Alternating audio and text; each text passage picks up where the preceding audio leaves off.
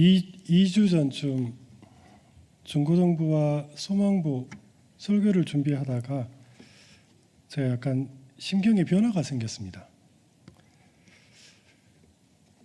중고등부와 유초등부 아이들한테 설교하는 거하고 소망부 어르신들한테 설교하는 그 분위기가 뭔가 다르다는 걸 느꼈기 때문입니다. 똑같은 말씀을 전하는데 한쪽 부류와 또 다른 아이들한테 뭔가 차이가 있다는 걸 느꼈습니다. 그게 뭔가 곰곰이 생각해 봤는데 참소망부 어르신들은 신앙과 죽음을 같이 생각합니다. 반면에 유초등부, 중고등부 학생들 설교에는 신앙만 있고 죽음은 없습니다. 그것도 이해될 것이 아이들한테 죽는다는 얘기하면 얼마나 무섭겠습니까? 그래서 사실 죽음에 대한 설교는 자제하기 마련입니다. 그래서 되도록이면 주일학교 학생들한테는 우회적으로 복음을 설명하고 조금 더 교회 문화와 친숙하도록 이렇게 권장했습니다. 그런데 문득 소망부 설교를 준비하면서 죽음 없이 신앙생활이 가능한가? 라는 의문이 들었습니다. 곰곰이 생각해 보십시오. 죽음을 전제하지 않고 우리의 신앙이 전제할 수 있을까요? 그 토대가 없으면 사실 신앙이 성립되지 않습니다. 그러다 문득 주일학교 학생들이 교회 문화에 익숙하고 잘 가정교육을 받아서 신앙생활하는 모습은 아름답지만 진정한 의미에서 신앙생활하는 것은 사실상 불가능한 게 아닌가. 왜냐하면 죽음에 대한 고민이 없이 어떻게 예수님에 대한 십자가와 보혈을 가슴 깊이 느끼겠습니까? 그래서 지금 중고등부 학생들한테 지금 얘들이 이것을 이해하든 이해하지 못하든 성경이 말하는 죽음에 대해서 그냥 있는 그대로 한번 설명해 줘야겠다 싶은 생각이 들었습니다. 그래서 소망부하고 참소망부하고 중고등부 설교를 한 2주 전에 갑자기 다 좀 갈아엎으면서 이 주제에 대해서 이렇게 준비했는 게 바로 오늘 설교를 할 수 있습니다. 저는 오늘 설교를 사실 여러분들한테 설득할 생각이 없습니다. 성경이 말하는 그대로 설명할 뿐입니다. 그리고 그 설명을 잘 한번 귀담아 들어보시고 지금 내 신앙이 어떤지를 우리 잘 점검하는 시간이 되기를 주님의 이름으로 축복합니다. 사람은 누구나 죽음을 맞이합니다.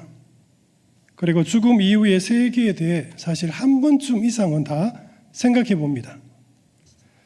그런데 의외로 많은 그리스도인들조차 죽음 이후에 어떤 일이 일어나는지 성경적으로 정확하게 이해하는 경우가 많지 않습니다. 교회에 오랜 다닌 성도들에게 천국이 어떤 곳인가 물어보면 흔히 죽으면 영혼이 가는 곳 정도로 대답합니다. 또 어떤 사람은 천국을 구름 위에서 쉬는 장소처럼 생각하기도 하고 또 어떤 사람은 죽는 순간 모든 구원이 완성된다고 생각합니다. 그러나 성경은 단순히 죽어서 천국 간다라는 것보다 훨씬 크고 풍성한 소망을 우리에게 말해주고 있습니다. 성경이 약속하는 최종적인 구원은 영혼만의 구원이 아니라 몸의 부활이며 새하늘과 새 땅에서 하나님과 영원히 정말 함께 사는 삶입니다. 부활에 대해서도 마찬가지입니다. 많은 성도들이 예수님의 부활은 중요하게 여기면서도 정작 자신의 부활에 대해서는 깊이 생각하지 않습니다. 그러나 사도신경은 몸이 다시 사는 것을 믿는다고 고백하며 성경 역시 그리스도인들의 궁극적인 소망을 몸의 부활에 두고 있습니다. 기독교 신앙은 영혼이 육체를 벗어나 해방되는 종교가 아니라 하나님께서 인간 전체를 구원하시는 복음을 선포합니다. 또 지옥에 대한 오해도 적지 않습니다. 어떤 사람들은 지옥을 중세 시대의 상상력으로 만들어진 이야기 정도로 생각하고, 또 어떤 사람들은 하나님이 사랑의 하나님이시므로 지옥은 존재하지 않는다고 말합니다. 또 어떤 사람들은 지옥을 마귀가 다스리는 왕국처럼 이해하기도 합니다. 그러나 성경은 천국만큼이나 분명하게 지옥을 말하며 하나님의 은혜를 거부하는 자들에게 임할 최종적인 심판이라고 경고합니다. 이처럼 죽음 이후의 세계에 대한 오해는 단순한 지식의 문제가 아닙니다.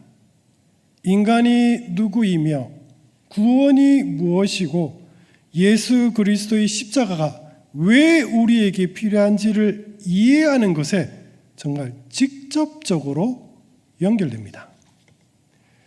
죽음 이후를 바르게 이해할 때 비로소 우리는 현재의 삶을 올바로 살 수 있게 됩니다.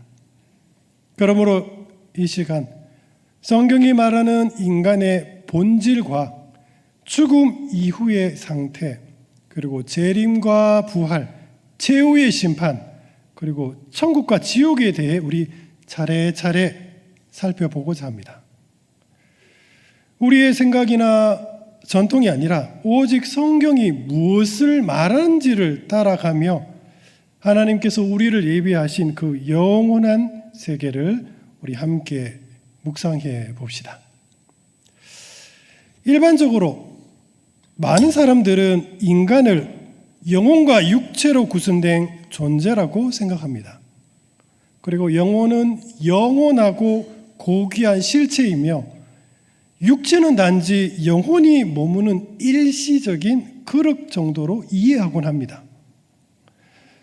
이런 생각은 헬라 철학의 영향을 받은 인간관에서 비롯됩니다. 특히 플라톤 철학과 후대의 영지주의 사상은 영적인 것을 물질적인 것보다 우월하게 보았고, 때로는 육체를 영혼의 감옥처럼 이해하기도 했습니다. 중세 시대에 이르러 신학자들은 철학을 도구로 사용하여 성경의 진리를 체계적으로 설명하고 변증하고자 했습니다. 이러한 노력은 스콜라 신학으로 발전하였고, 교회의 교리를 정리하고 발전시키는 데 정말 큰 공헌을 하였습니다. 그러나 동시에 일부 철학적 개념들이 신학 안으로 유입되면서 성경의 인간관이 왜곡되는 일이 벌어졌습니다. 그 대표적인 예가 인간을 지나치게 영혼 중심으로 이해하는 경향입니다. 헬라적 사고에서는 영혼은 영원하고 고귀하며 선한 데 반해 육체는 일시적이고 불완전하며 열등한 것으로 여겼습니다. 극단적으로 인간이 죄를 짓는 이유를 육체 때문이라고 설명하기도 했습니다. 따라서 구원은 육체를 벗어나 순수한 영혼의 상태로 돌아가는 것이라고 오해한 것입니다. 이러한 사고는 두 가지 극단으로 나타납니다. 하나는 육체를 악한 것으로 여겨 스스로 가혹하게 학대하는 금욕주의입니다. 그리고 또 다른 하나는 어차피 사라질 육체, 내가 어떻게 사용하든 상관이 없다는 방종주의입니다. 놀랍게도 이 두 극단은 모두 육체를 경멸하는 사상에서 동일한 뿌리를 두고 있습니다. 더 큰 문제는 이러한 생각이 기독교의 핵심 진리들을 위협한다는 사실입니다. 만일 육체가 본질적으로 악하다면 하나님의 아들이 참된 인간의 몸으로 몸을 입고 오셨다는 성육신을 설명할 수 없습니다. 또한 성도가 장차 몸으로 부활한다는 성경의 약속도 믿기 어려워집니다. 실제로 초대교회는 이런 오류들과 끊임없이 싸웠습니다. 성경은 육체를 악한 것이라고 말하지 않습니다. 하나님께서 사람을 창조하시고 심히 좋았더라고 선언하셨습니다. 죄가 돌아오기 전부터 인간은 몸을 가지고 있었습니다. 따라서 육체 자체가 죄의 원인이 아닌 것입니다. 죄는 육체라는 물질에서 나온 것이 아니라 인간의 전 존재가 하나님을 거역한 타락에서 비롯되었습니다. 성경은 인간을 육체와 영혼으로 구성된 존재로 인정하면서도 두 요소를 서로 대립시키지 않습니다. 인간은 육체와 영혼이 결합된 하나의 완전한 존재입니다. 여호와 하나님이 땅의 흙으로 사람을 지으시고 생기를 그 코에 불어 넣으시니 사람이 생명이 되니라. 흙으로 빚은 육체와 하나님의 호흡이 만나자 인간은 정말 살아있는 존재가 된 것입니다. 그러므로 인간의 실체는 육체와 영혼이 결합된 단일한 인격체 곧 생명입니다. 그러므로 하나님께서 구원하시는 것은 영혼만이 아니라 인간 전체입니다. 그래서 성경이 약속하는 최종적인 구원은 영혼이 육체를 벗어나 떠도는 상태가 아니라 영화로운 몸의 부활을 통해 새하늘과 새 땅에서 하나님과 정말 함께 사는 것입니다. 빌립보서 3장 21절은 말합니다. 그는 만물을 자기에게 복종하게 하실 수 있는 자의 역사로 우리의 낮은 몸을 자기 영광의 몸의 형체와 같이 변하게 하시니라. 그렇다면 우리는 다시 질문해야 합니다. 과연 육체는 불완전하고 악하며 추한 물질일까요? 성경의 대답은 분명합니다. 육체는 죄로 인해 부패하고 연약해졌지만 그 자체가 악한 것은 결코 아닙니다.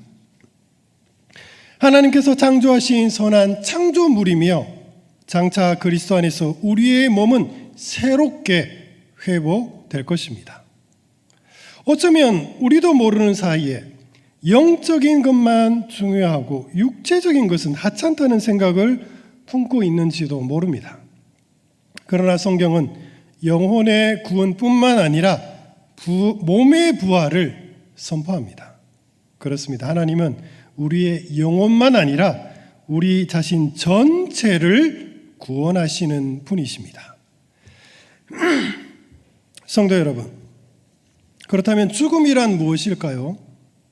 원래 죽음은 하나님께서 인간을 창조하실 때 의도하신 상태가 아니었습니다. 하나님께서는 인간을 생명 가운데 살도록 창조하셨습니다. 그러나 죄가 세상에 들어오면서 죽음도 함께 들어온 것입니다. 사도 바울은 한 사람으로 말미암아 죄가 세상에 들어오고 죄로 말미암아 사망이 들어왔다고 말합니다. 죽음은 하나님의 선한 창조 질서에 속한 것이 아니라 죄의 결과로 돌아온 비정상적인 상태입니다. 성경은 죽음을 육체와 영혼의 분리로 설명합니다. 인간은 본래 육체와 영혼이 결합된 하나의 인격체로 창조되었습니다. 따라서 죽음은 인간 존재의 완성이 아니라 깨어짐, 찢어짐, 분리입니다. 사도 바울은 이 상태를 자연스러운 것으로 보지 않았습니다. 바울은 육체를 떠난 상태를 벗은 상태라고 표현하며 영혼만 존재하는 상태를 인간의 최종적인 모습으로 보지 않았습니다. 그는 오히려 장차 부활의 몸을 덧입기를 간절히 사모했습니다. 성경이 바라보는 궁극적인 소원은 영혼의 해방이 아니라 몸의 부활입니다. 그렇다면 사람이 죽으면 이후에 어떤 일이 일어날까요? 웨스트민스터 소율이 문답 37 문답은 이렇게 말합니다. 신자들이 죽을 때 그들의 영혼은 완전히 거룩하게 되고 즉시 영광으로 들어가게 됩니다. 그리스도와 여전히 연합되어 있는 그들의 몸은 부활할 때까지 무덤에서 쉬게 됩니다.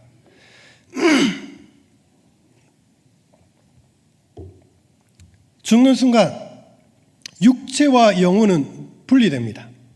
육체는 흙으로 돌아가고 무덤에 묻히며 썩게 됩니다. 그러나 영혼은 소멸되지 않습니다. 성도의 영혼은 죽는 즉시 주님과 함께 있게 됩니다. 예수님께서 십자가 위에서 회개한 강도에게 오늘 내가 나와 함께 낙원에 있으리라고 말씀하셨습니다. 또한 바울은 차라리 몸을 떠나 주와 함께 있는 그것을 원한다고 고백까지 했습니다. 그러므로 성도의 영혼은 죽음과 동시에 그리스도의 임재 가운데 들어가게 됩니다.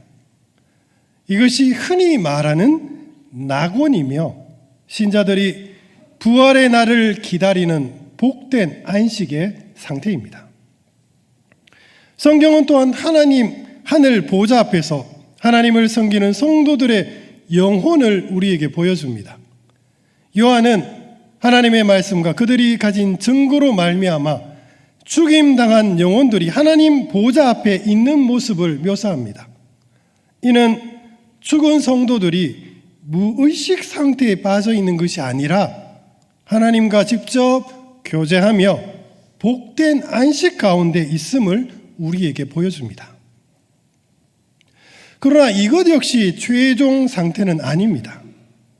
성도들은 여전히 그리스도의 재림과 몸의 부활을 기다리고 있습니다. 반면 믿지 않는 자들의 영혼은 죽음과 함께 동시에 형벌의 상태로 들어갑니다. 성경은 이를 음부라고 부릅니다.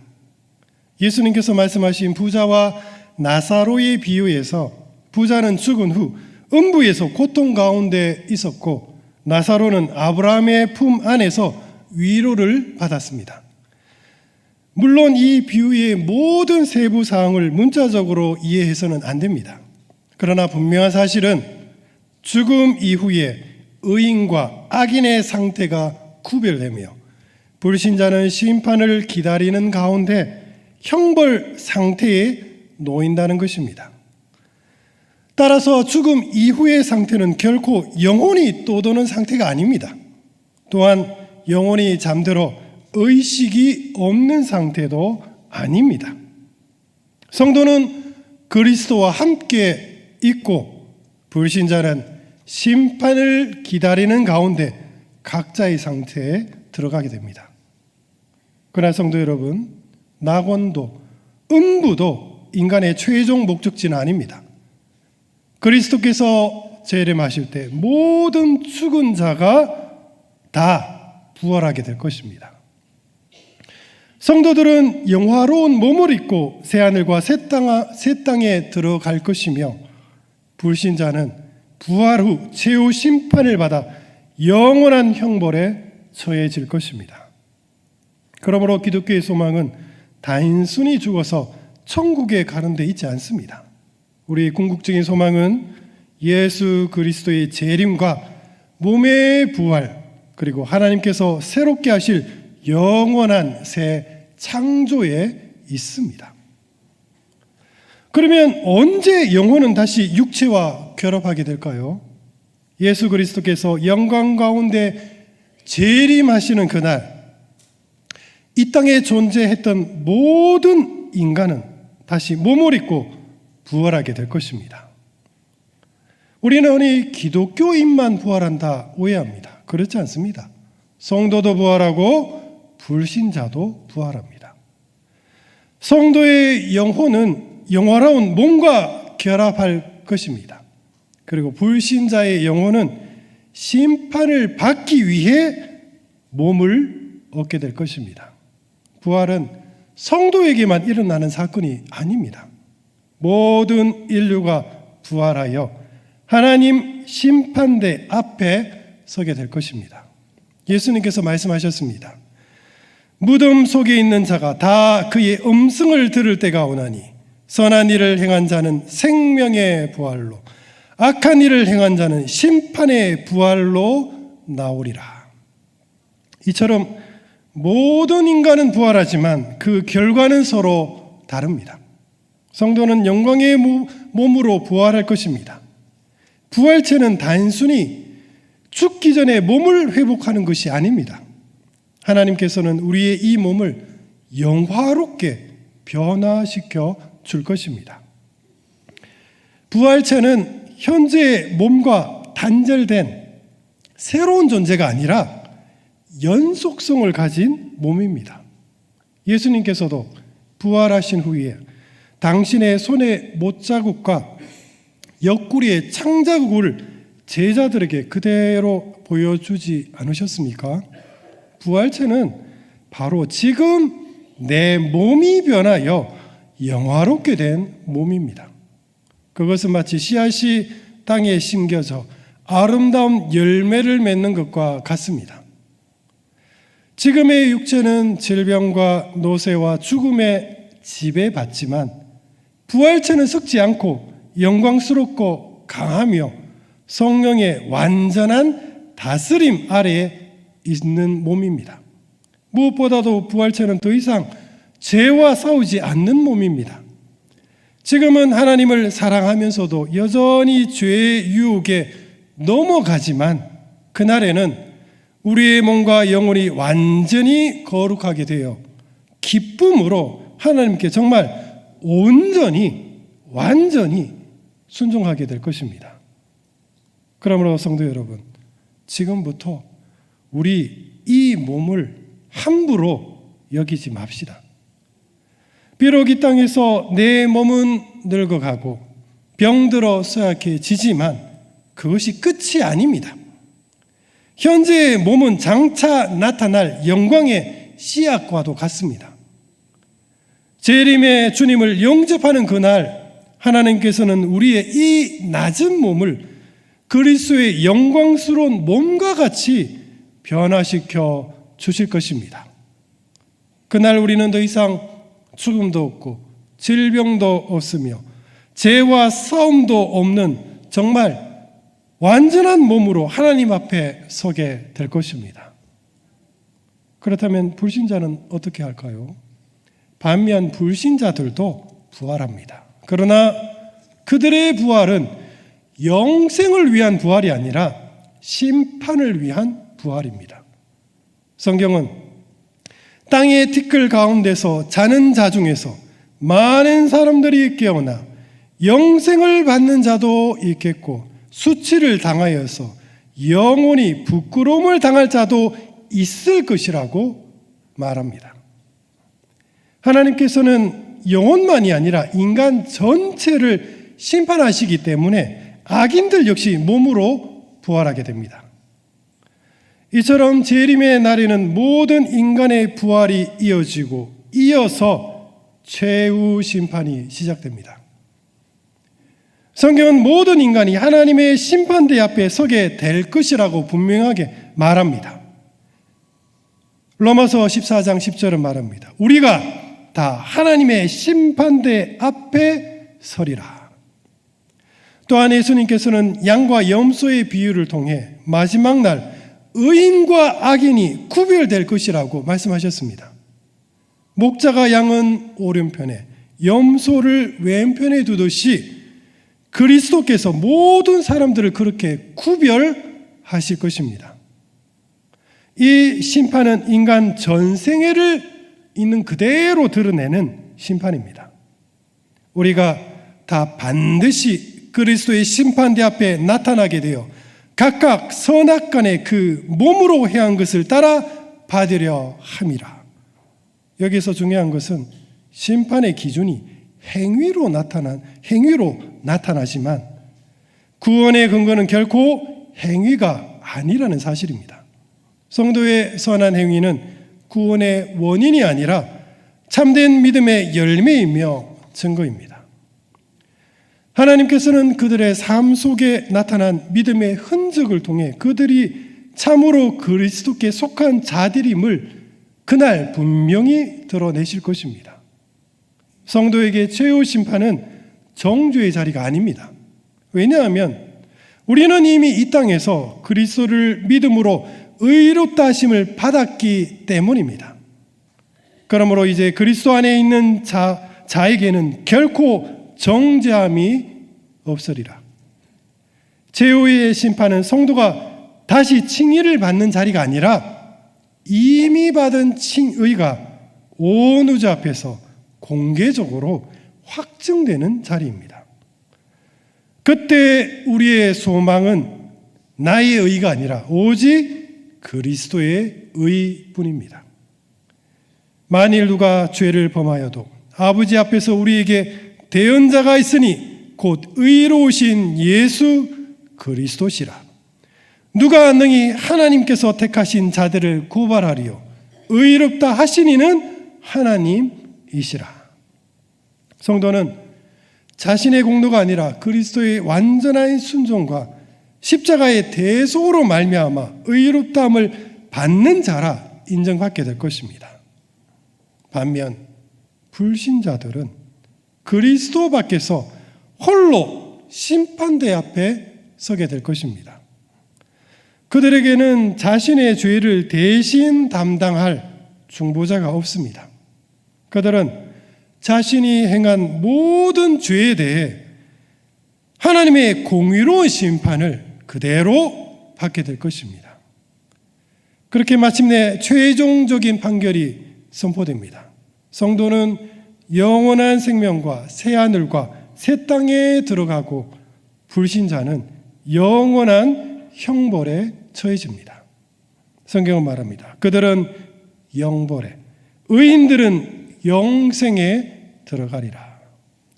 사망과 음부도 불못에 던져지니 이것이 둘째 사망 곧 불못이라. 그러므로 성도 여러분, 성도의 궁극적인 소망은 죽음 이후의 안식에만 있지 않습니다.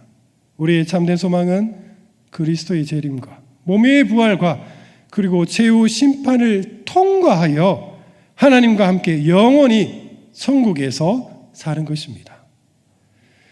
부활한 성도가 들어갈 천국은 그렇다면 어떤 곳일까요? 많은 사람들은 천국을 영혼들이 구름 위에 떠다니며 쉬는 장소 정도로 생각합니다. 그러나 성경이 말하는 천국은 단순한 영적 상태가 아닙니다. 천국은 부활한 몸을 입은 성도들이 살아갈 실제적이고 현실적인 바로 새롭게 창조된 세상입니다. 사도 요한은 이를 가리켜 새하늘과 새 땅이라고 말했습니다. 내가 새하늘과 새 땅을 보니 처음 하늘과 처음 땅이 없어졌도다. 새하늘과 새 땅은 단순히 잃어버린 에덴 동산의 회복이 아닙니다. 그것은 죄와 사망이 완전히 제거되고 하나님의 창조 목적이 완전히 성취된 영광의 세계입니다.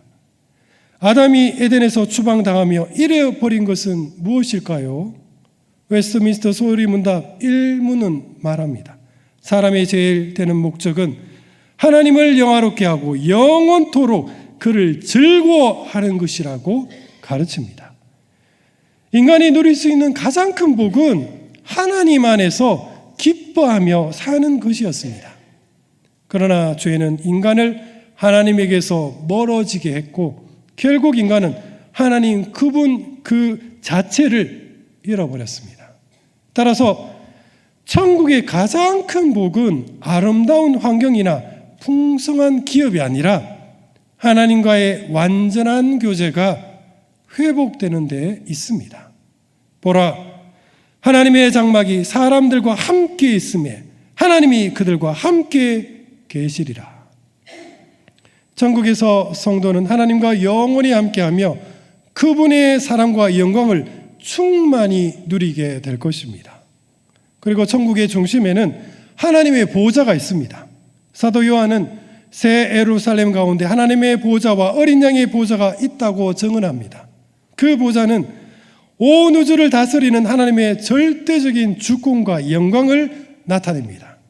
천국의 모든 생명과 기쁨과 평화는 바로 그 보좌로부터 흘러나옵니다. 성도들은 더 이상 죄와 두려움 때문에 하나님을 멀리서 바라보지 않습니다. 그의 얼굴을 볼터이요라는 말씀처럼 구속받은 성도들은 하나님의 임재 가운데 머물며 그분을 영원히 예배하며 즐거워할 것입니다. 이것이 천국의 가장 큰 영광이며 성도들이 영원토록 누릴 최고의 복입니다. 그리고 그곳에는 더 이상 눈물도 사망도 애통함도 곡하는 것도 없습니다. 하나님께서 친히 성도들의 눈에서 모든 눈물을 닦아 주실 것입니다. 또한 하나님께서는 각 성도들에게 맡기신 충성과 헌신을 기억하며 각자에게 상급을 내려주실 것입니다. 예수님께서는 충성된 종에게 잘하였도다 착한 종이여 내가 지극히 작은 것에 충성하였으니 열 골 권세를 차지하라 라고 말씀하셨습니다.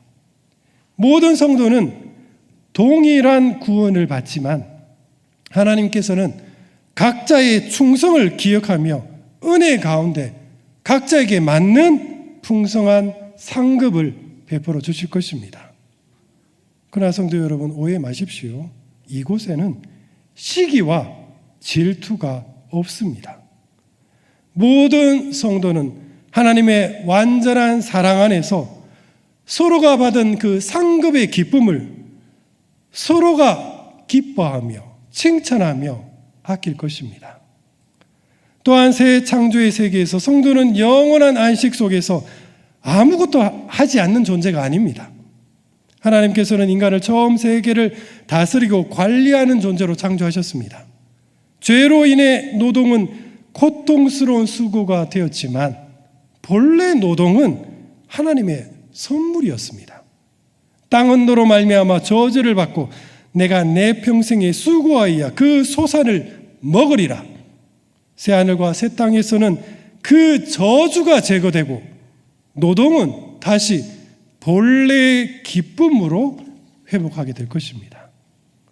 성도들은 하나님께서 맡기신 사명을 따라 창조적 다스림에 참여하며 그리스도와 함께 영원히 왕노릇할 것입니다. 성경은 말합니다. 그들이 세세토록 왕노릇하리로다.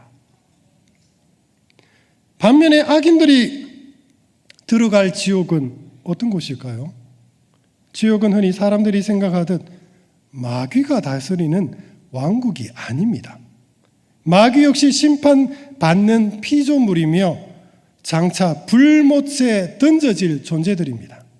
지옥은 하나님의 통치가 사라진 장소가 아니라 오히려 하나님의 공의만 완전하게 드러나는 장소입니다.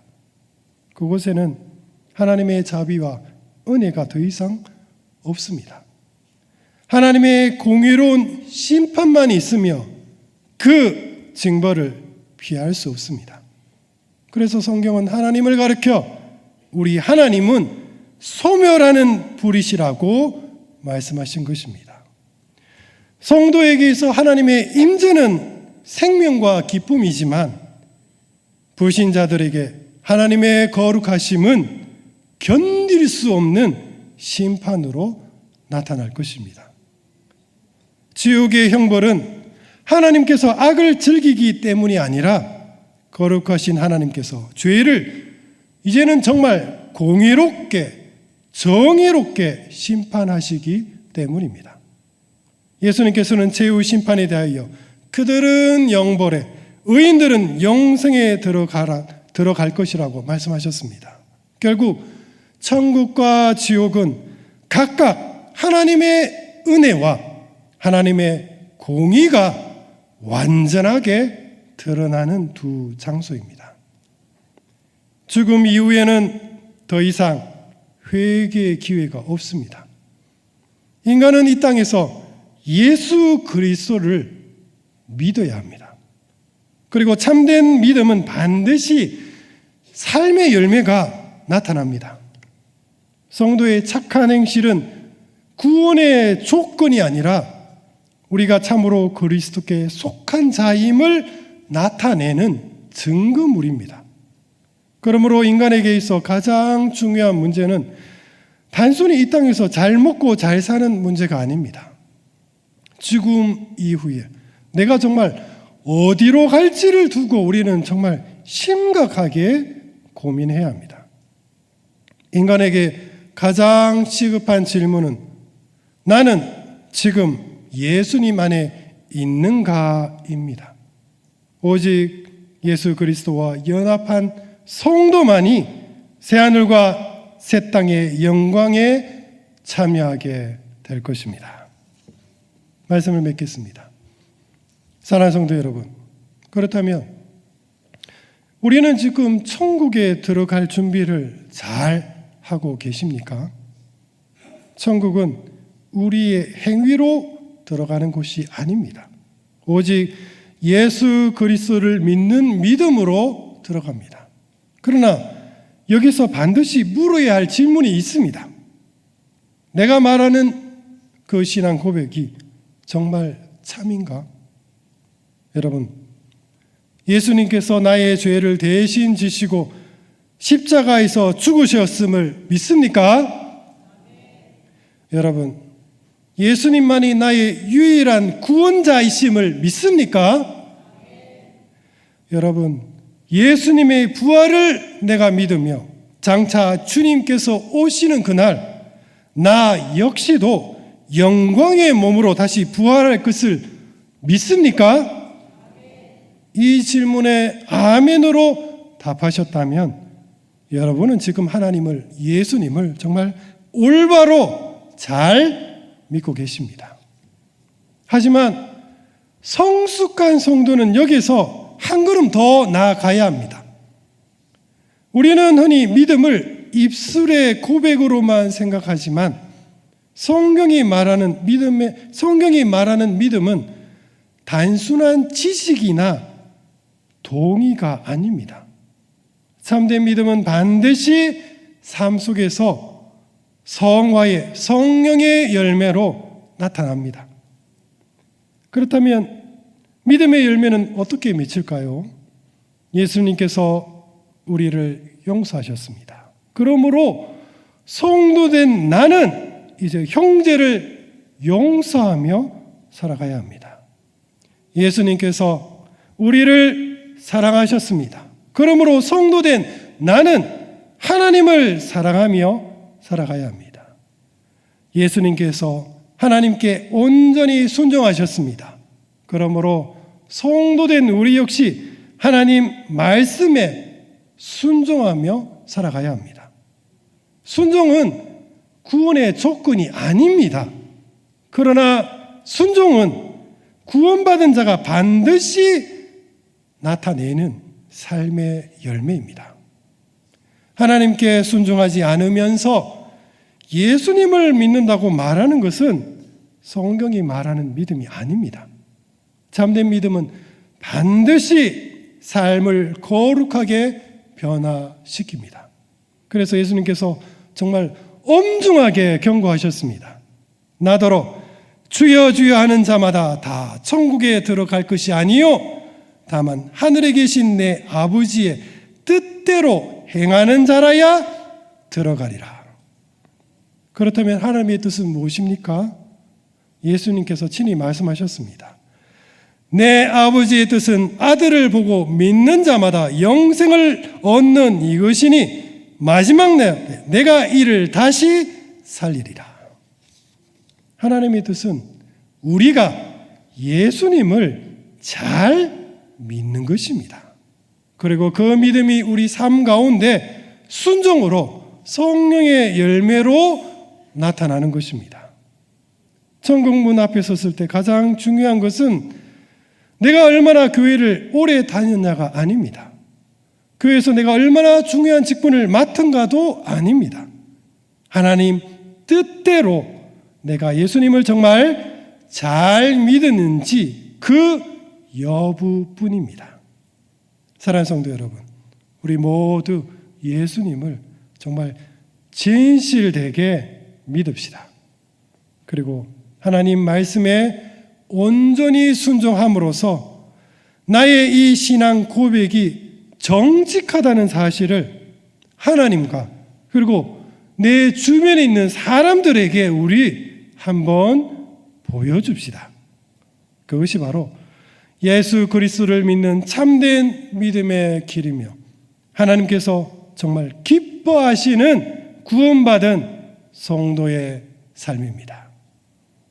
그러므로 내 사랑하는 형제들아, 견실하며 흔들리지 말고 항상 주의 일에 더욱 힘쓰는 자들이 되라.